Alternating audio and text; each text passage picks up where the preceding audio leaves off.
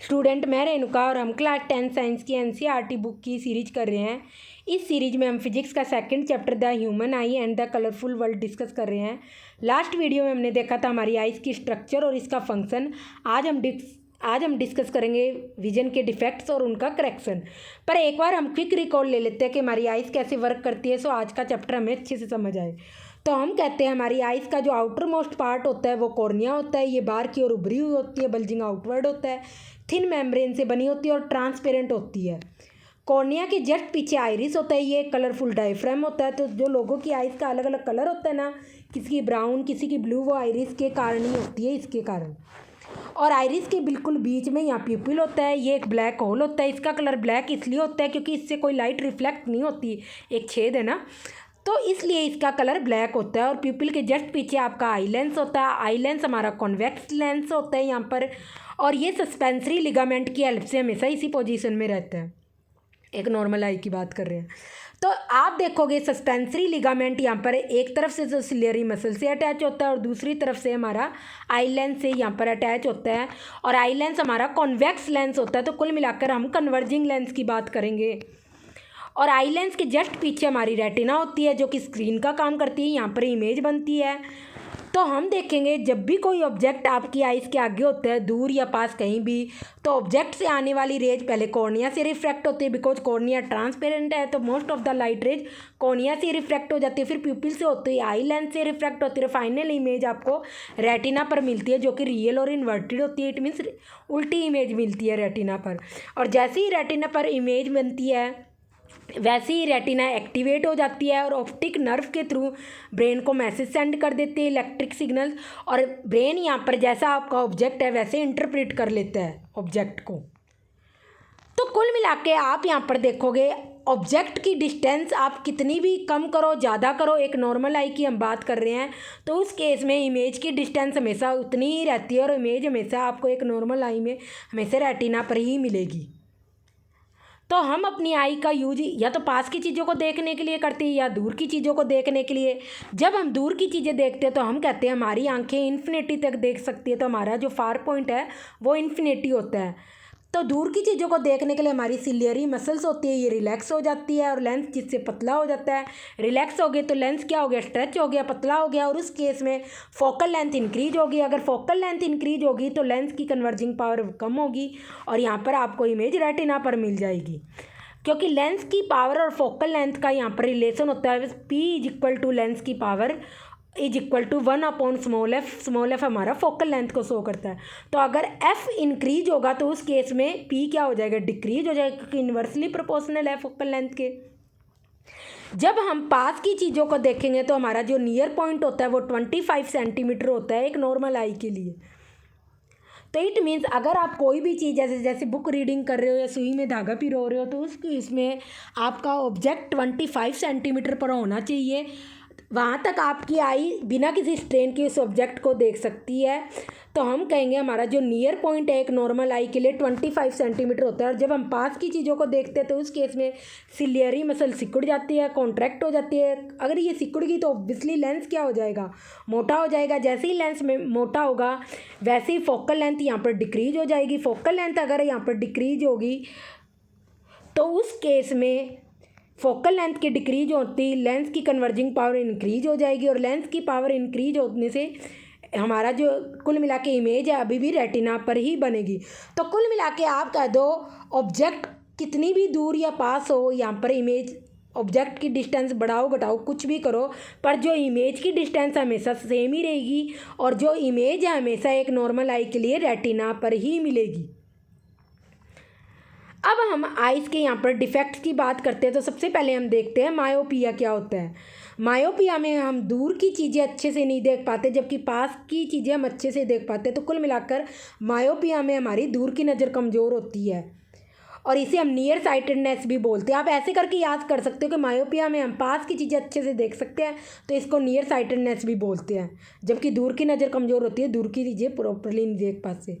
और इस केस में जो हमारी इमेज है रेटिना के सामने बनती है और इसका रीजन है या तो हमारे आई लेंस का कर्वेचर इंक्रीज हो गया, आई लेंस के कॉन्वेक्स लेंस है उसका कर्वेचर इंक्रीज हो गया, कर्व्ड ज़्यादा हो गया, ज़्यादा कर्व्ड हो गया तो फोकल लेंथ डिक्रीज होगी, फोकल लेंथ डिक्रीज होती है लेंस कन्वर्जिंग पावर ज़्यादा यूज कर रहा है, इसलिए जो इमेज है ना रेटिना पर ना बनकर रेटिना के सामने बन रही है। अब किसी को ये चीज़ समझ नहीं आ रही कि कर्वेचर कर्व्ड ज़्यादा कैसे होता है, कर्व्ड कम कैसे होता है, उससे लेंस की पावर कैसे रिलेट करती है। तो हमने प्रीवियस वीडियो में पावर ऑफ लेंस डिस्कस कर रखा है प्रीवियस चैप्टर में, तो वहाँ पर आपको सारा का सारी जाके ये मिल जाएगी, वीडियो देख लेना, आपको अच्छे से समझ आ जाएगा, हमने सारा डिस्कशन कर रखा है। दूसरा रीजन आपकी आई बॉल लॉन्ग होगी है तो उस केस में भी आपकी आई बॉल बड़ी होगी या लंबी होगी है कुल मिलाकर, तो उस केस में भी यहाँ पर जो इमेज आपकी रेटिना के सामने ही बनेगी। अब देखो इमेज आपकी रेटिना के सामने बन रही है तो हमें इमेज को रेटिना पर बनाना है, थोड़ी और डिस्टेंस आगे सरकाना है, तो वो कब होगा? अगर हम जो ऑब्जेक्ट से आने वाली रेज है उनको डाइवर्ज कर दें। कुल मिला के लेंस की कन्वर्जिंग पावर को हमें रिड्यूस करना है, तो इसलिए मायोपिया के करेक्शन के लिए हम यहाँ पर कॉन्केव लेंस का यूज करते हैं। तो जब हम देखते हैं जब भी इन्फिनिटी से रेज आती है वो एक दूसरे के ही पैरेलल होती है और प्रिंसिपल एक्सिस के ही पैरेलल होती है। तो आप यहाँ पर देखोगे ऑब्जेक्ट हमारा बहुत दूर है, दूर से रेज आ रही है, दूर की चीज़ों के लिए यूज कर रहे हैं, तो आप देखोगे यहाँ पर जैसे ही वो लेंस से पास होगी आपकी इमेज रेटिना पर ना बनकर रेटिना के सामने यहाँ पर बन रही है एक मायोपिक आई के लिए।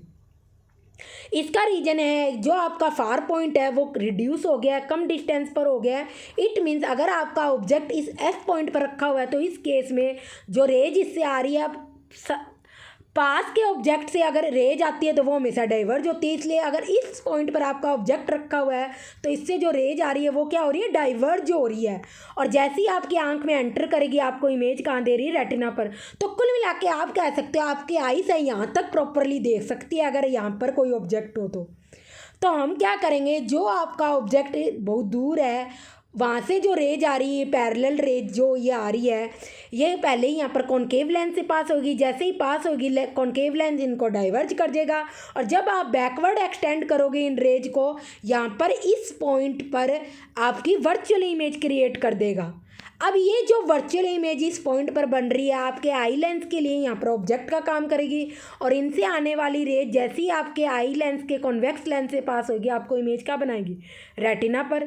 तो कुल मिलाकर कॉन्केव लेंस का यहाँ पर काम ही क्या है? लेंस की कन्वर्जिंग पावर को कम करना और इस पॉइंट पर जहाँ तक आपकी आईज है जो मायोपिक आई है अच्छे से ऑब्जेक्ट को देख सकती है वहाँ पर उस ऑब्जेक्ट की जो कि बहुत ज़्यादा दूरी पर रखा हुआ है या दूर रखा हुआ है तो उस ऑब्जेक्ट की इमेज आपको आप कहाँ बना के दे देगी? इस पॉइंट पर, एफ पॉइंट पर, जहाँ पर आपकी आँख उसको अच्छे से देख सकती है। और ये जब आपका आई लेंस होगा उसके लिए जो ये वर्चुअल इमेज है ऑब्जेक्ट का काम करेगी, कुल मिलाकर आपको रेटिना पर इमेज मिलेगी।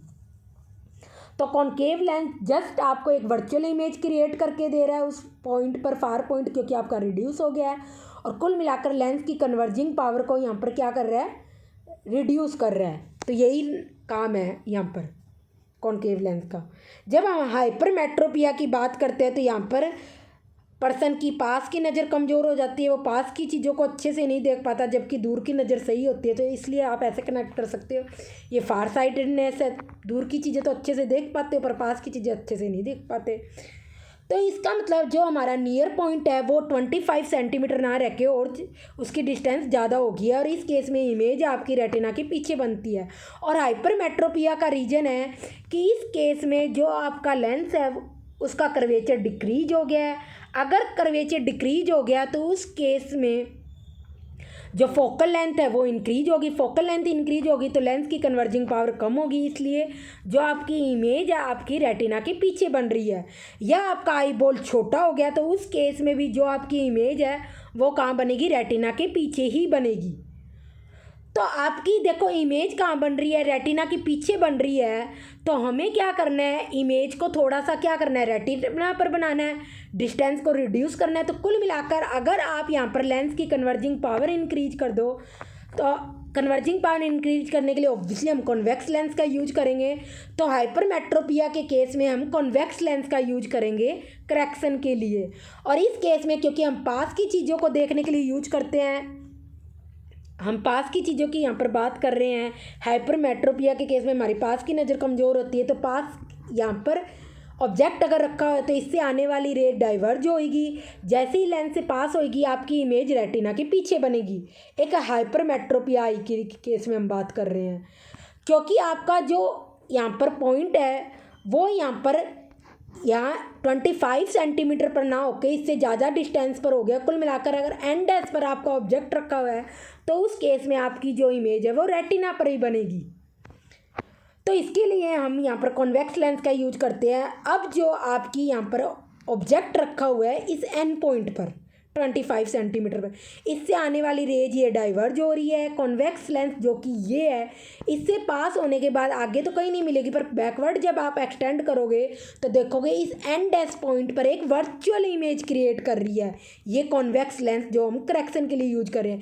अब ये जो आपकी आइज़ क्या थी, यहाँ तक तो अच्छे से देख पा रही थी, तो ये वर्चुअल इमेज हमारे आई लेंस के लिए यहाँ पर ऑब्जेक्ट का काम करेगी और इनसे आने वाली जो रेज होगी हमारे आई लेंस से पास होते ही रेटिना पर इमेज फॉर्म कर देगी और हमें अच्छे से दिखाई देगा। तो कुल मिलाकर जो यहाँ पर हम ये कॉन्वेक्स लेंस एल यूज कर रहे हैं, इसका यूज हमारा इसीलिए है कि कुल मिलाकर जो लेंस की यहाँ पर कन्वर्जिंग पावर को इंक्रीज करना है और एक वर्चुअल इमेज बनाना है जो कि आपकी आइज़ के लिए ऑब्जेक्ट का काम करे और आपकी इमेज रेटिना पर बने। तो इसको रटने की ज़रूरत नहीं, आपको खुद ब खुद समझ आ जाएगा। इमेज पीछे बन रही है तो पहले बननी चाहिए थी, इट मीन्स पहले अगर लाइट रेज कन्वर्ज करानी पड़ेगी तो कॉन्वेक्स लेंस का यूज होगा। जो थर्ड डिफेक्ट होता है वो हमारा होता है प्रेसबायोपिया, जिसे ओल्ड एज हाइपरमेट्रोपिया भी हम बोलते हैं।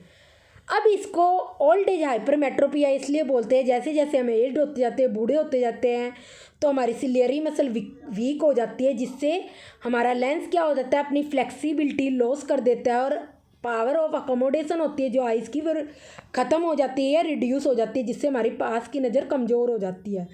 तो कुल मिला के हम कहेंगे ओल्ड एज हाइपरमेट्रोपिया, जिसे हम प्रेसबायोपिया भी बोलते हैं, उस केस में जो हमारा नियर पॉइंट है 25 सेंटीमीटर ना रहकर इससे ज़्यादा हो जाता है। तो प्रेसबायोपिया के केस में हम बोलते हैं ओल्ड एज हाइपरमेट्रोपिया, इसीलिए जैसे जैसे हमें एज होते हैं हमारी पास की नज़र तो कमज़ोर होती ही जाती है। अब इसका रीज़न क्या है, जैसे कि मैंने बताया सिलियरी मसल वीक हो जाती है। अब सिलियरी मसल वीक होगी तो वह लेंस को क्या करेगी, लंबा पतला दोनों ही हो सकते हैं, दोनों ही ना करे अच्छे से, या पतला मोटा ना करे, स्ट्रेच ना करे, उसको पतला ना करे, तो ऐसे होता है। तो जब हम पास की नज़र की बात करेंगे तो हम क्या करेंगे, वहाँ पर लेंस को मोटा प्रॉपरली नहीं कर रही, इसको कर्व्ड अच्छे से नहीं कर रही, तो जिस केस में हम पास की नज़र हमारी कमज़ोर हो जाएगी, हम प्रॉपरली नहीं देख पाएंगे बिकॉज लेंस की फ्लेक्सिबिलिटी कम होगी। तो इसका हम देखते हैं कि कई बार जो पर्सन होता है मायोपिया और हाइपरमेट्रोपिया दोनों ही डिफेक्ट होते हैं उसकी आई में, तो इस केस में हम बाईफोकल लेंस का यूज करते हैं करेक्शन के लिए। क्योंकि हम कह रहे हैं सिलियरी मसल्स वीक होगी तो ऑब्वियसली उस केस में ऐसा भी हो सकता है एक पर्सन की पास और दूर दोनों की नज़र ही कमज़ोर हो जाए, और उस केस में वो बाईफोकल लेंस का यूज करेगा। जो अपर पार्ट होता है लेंस का वो कॉनकेव लेंस होगा, क्योंकि उससे वो दूर की नज़र देखने के लिए यूज कर रहा है। तो जब वो दूर की चीज़ें देखेगा तो उसकी अगर दूर और पास दोनों की नज़र कमज़ोर है, तो जब वो दूर की नज़र देखेगा तो स्पेक्टेकल्स यूज करेगा, और जो स्पेक्टेकल्स का अपर पार्ट होगा वो कॉनकेव लेंस होगा, और दूर की नज़र देखने के वो आंखों को ऊपर उठाएगा ताकि अच्छे से देख पाए दूर की चीज़ों को। जबकि लोअर पार्ट होता है जो बाईफोकल लेंस का वो कॉन्वेक्स लेंस होता है और ऑब्वियसली ये पास की नज़र के लिए होता है। और जब कोई बुक रीडिंग वगैरह करेगा तो उस केस में अपनी आंखें नीचे करेगा ताकि उसका कॉन्वेक्स लेंस प्रॉपरली वर्क करे और वो पास की चीज़ों को अच्छे से देख पाए। तो हम कहेंगे जो हमने 3 डिफेक्ट्स है वो अच्छे से समझ लिए, उसका काम क्या है, रीजन क्या है और करेक्शन कैसे करते हैं। अगर आप समझोगे तो इसको रटने की ज़रूरत नहीं है, खुद ब खुद समझ आ जाएगा। अब हम देखते हैं हमारे एडवांटेज क्या है। जो हमारी फेस के बिल्कुल सामने आंखें होती है, तो आप देखोगे ये हमारा ह्यूमन आई का फेस है और आपकी आंखें क्या थोड़ी सी अंदर की ओर होती है। तो जो हमारी एक आई होती है ना, वो देखो यहाँ तो 180 डिग्री तक देख लेंगे एक आई की बात करें, पर इसके बाद आपकी आई नहीं देख पाएगी। तो कुल मिला के आपकी जो एक आई है वो 150 डिग्री तक का व्यू देख सकती है, यहाँ से लेके यहाँ तक का व्यू देख सकती है ओनली। और जबकि दोनों आई मिलकर आपको, क्योंकि ये भी इधर देखेगी, तो कुल मिला के आपको दोनों आईज मिलकर कुल मिलाकर 180 डिग्री का व्यू देती है। ये यहाँ तक देख सकती है और ये यहाँ तक देख सकती है, पर एक्चुअल में कितनी देख पाएगी, इतनी। और जबकि इधर वाली लेजर से वो कहाँ से देखेगी, इस वाली आई से देखेगी। तो दोनों आंखें मिलकर आपको एक वाइडर व्यू देती है 180 डिग्री का। अब सेकंड थिंग है कि आपकी जो दोनों आईज है उनके बीच में थोड़ा सा डिस्टेंस है यहाँ पर, तो ये इमेज थोड़ी सी स्लाइटली डिफरेंट एंगल से बनाएगी और ये जो आई है आपकी स्लाइटली डिफरेंट एंगल से बनाएगी। ज़्यादा डिफरेंस नहीं आएगा इमेज में, बहुत कम आएगा। तो दोनों स्लाइटली डिफरेंट एंगल से इमेज बनाएगी, तो उन दोनों इमेजेज को कंबाइन कर एक 3 डायमेंशनल यहाँ पर इमेज बनाता है और जो हमारा ब्रेन है उसको इंटरप्रेट करता है कुल मिलाकर। तो इसीलिए जो हमारी आंखें, इसका सबसे बड़ा यही रीज़न है कि ये हमें एक वाइडर व्यू देती है फील्ड का। दूसरा, हमारी एबिलिटी एनहांस कर देती है, जिससे हम दूर तक चीज़ों को देख पाते हैं, अच्छे से देख पाते हैं। 180 डिग्री व्यू तक दे देती है और एक 3 डायमेंशनल व्यू हमें प्रोवाइड करती है, दोनों आंखें मिलकर। तो इसके बाद हम ये क्वेश्चन डिस्कस करते हैं। ये write the name of eye defect in the diagram, where is the image formed in the eye defect with respect to retina of eye. तो ये तो हमने अभी डिस्कस किया था। ये क्या होता है, नियर साइड। ये क्या होता है, इसमें हाइपरमेट्रोपिया का केस होता है और यहाँ पर इमेज जो आपकी रेटिना के पीछे बनती है, ये तो दिखा रखा है, नहीं तो रेटिना के पीछे ही बनती है, हाइपरमेट्रोपिया का केस है, क्योंकि आपका नियर पॉइंट यहाँ ना होकर यहाँ पर आ गया। इसके बाद अब आप यहाँ पर देखोगे 2 कॉजेज ऑफ आई डिफेक्ट, ये हमने अभी डिस्कस किए थे, वो लिख देना। और so how this defect of vision is corrected. तो मैं आपको यही सजेस्ट करूँगी, डायग्राम बना के जो उसके नीचे लिखा हुआ है बस आप वो लिख देना, इनफ है, मोर देन।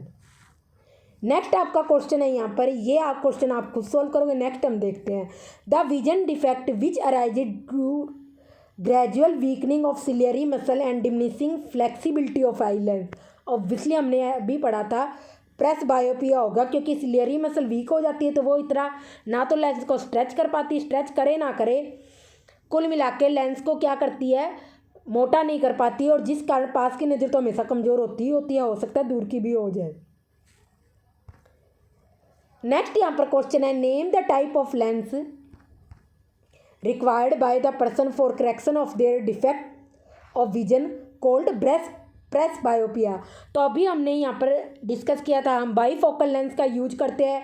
बाईफोकल लेंस में जो अपर पार्ट होता है स्पेक्टेकल्स का, वो आपका यहाँ पर कॉनकेव लेंस होता है, जो दूर की नज़र के लिए होता है। कॉनकेव लेंस होता है तो ऑब्वियसली बीच में से पतला और साइडों से मोटा होगा, जबकि लोअर पार्ट होता है बाईफोकल लेंस का, वो कॉन्वेक्स लेंस होता है। कॉन्वेक्स लेंस बीच में से मोटा और साइडों से पतला होता है। इस पर यहाँ पर write the structure of the lenses commonly used for correction this defect give reason for such design. तो ये हमने बता दिया सारा का सारा।